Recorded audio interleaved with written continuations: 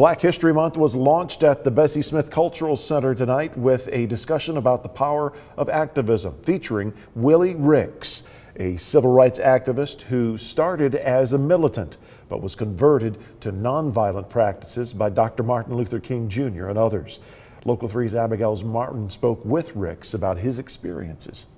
Ricks was born and raised right here in Chattanooga. In the 1960s, he coined the phrase Black Power. On Thursday night, he returned to his hometown to talk about the importance of fighting for equal rights. We have to love our people, and we have to be consistent in our fight.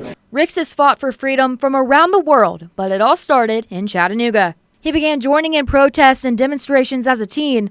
At that time, he was known to be militant. In 1960, he saw some North Carolina A&T students break the law for simply sitting in a restaurant. After they were arrested, it sparked a movement. But instead of that stopping them, that inspired our people all over the South, students all over the South, start going to public accommodation places and sitting in. He says he watched the demonstration spread, and that is when he joined in the civil rights movement. Hit Chattanooga, and when, matter of fact, the Freedom Riders came here, and I joined them. And when the Freedom Riders came here, it inspired the students at Howard High School. He says there was a big confrontation, but he was inspired to fight for equality. At a demonstration sometime later, he says things got violent, and it made national news. That's when a new tactic was introduced to him. Dr. King and the NAACP, they sent in people to tell us about nonviolence, and I thought that the people that told us about nonviolence were crazy. But he said the man from the NAACP changed his way of thinking. After that, he says he went throughout the South with Dr. King and others to teach people about nonviolence.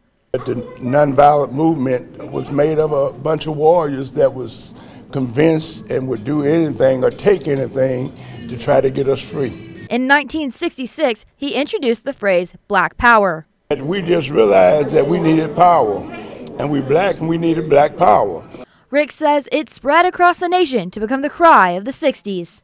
He recalls marching with Dr. King 250 miles from Memphis, Tennessee to Jackson, Mississippi, with the crowd chanting Black Power. That inspired us to keep going and keep going and keep going, and the more we struggle, then the more the struggle came to us. So our struggle is continuous. Bessie Smith Cultural Center will celebrate Black History Month every Thursday during February. All events are free and open to the public. For more information, visit our website. Here in Chattanooga, I'm Abigail Martin, Local 3 News.